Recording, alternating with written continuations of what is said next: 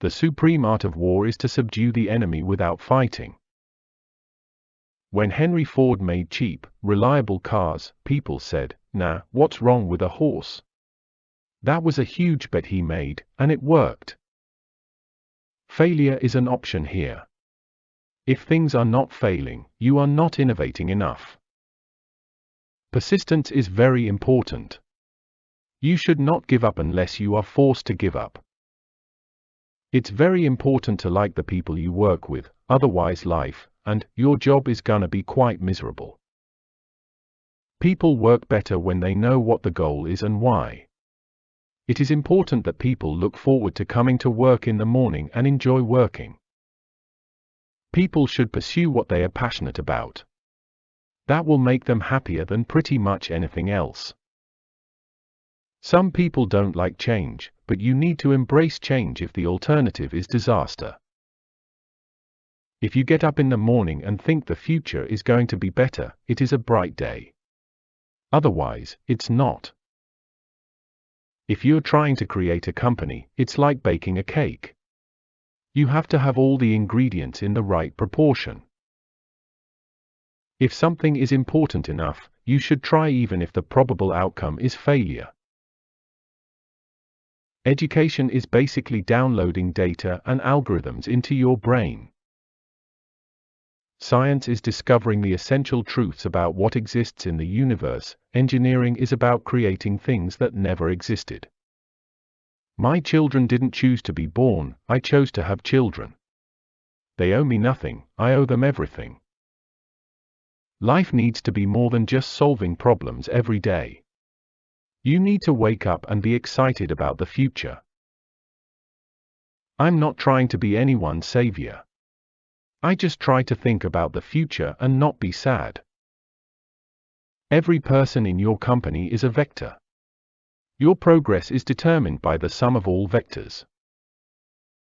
One of the biggest mistakes we made was trying to automate things that are super easy for a person to do, but super hard for a robot to do.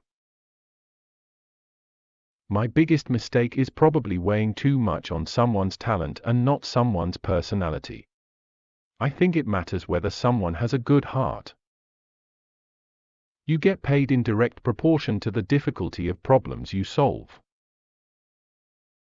I think it would be great to be born on Earth and die on Mars. Just hopefully not at the point of impact. It's okay to have your eggs in one basket as long as you control what happens to that basket.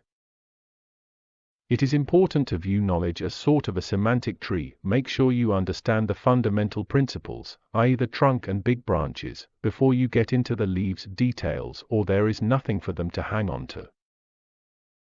You should take the approach that you're wrong. Your goal is to be less wrong. When something is important enough, you do it even if the odds are not in your favor. I do think there is a lot of potential if you have a compelling product and people are willing to pay a premium for that. I think that is what Apple has shown.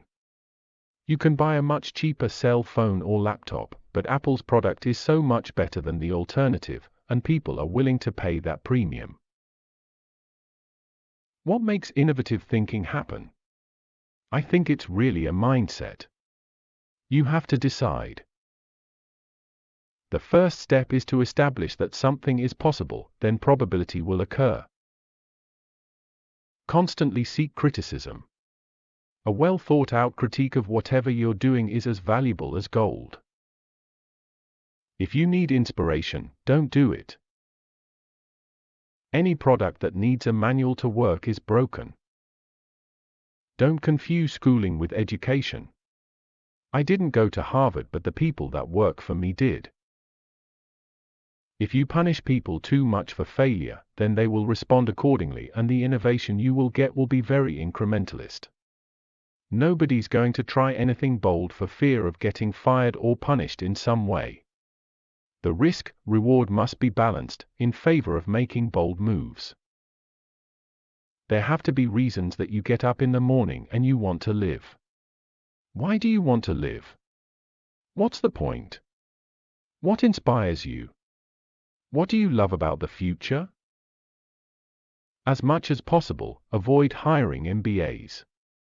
MBA programs don't teach people how to create companies.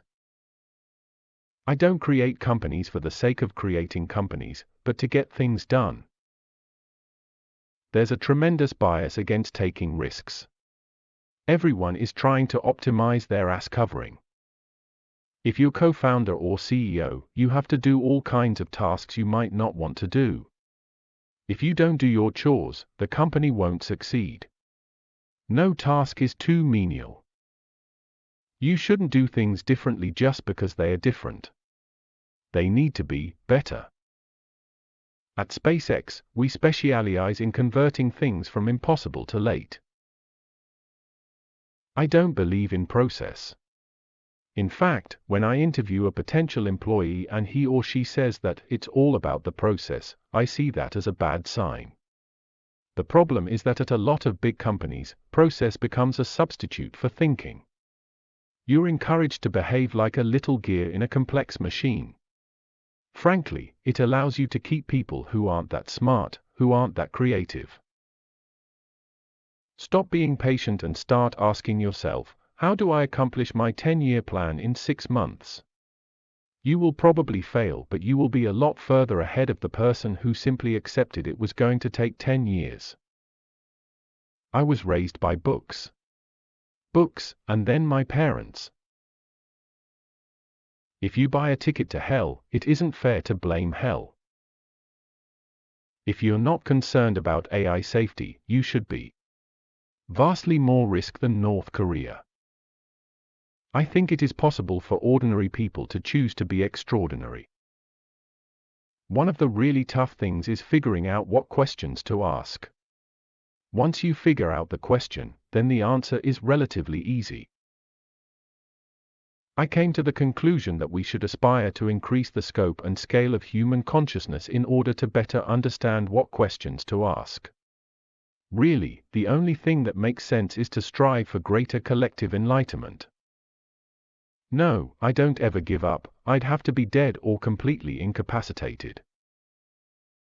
My proceeds from the PayPal acquisition were $180 million. I put $100 million in SpaceX, $70 million in Tesla, and $10 million in Solar City. I had to borrow money for rent. Subscribe to our channel for more YouTube quotes from great personalities.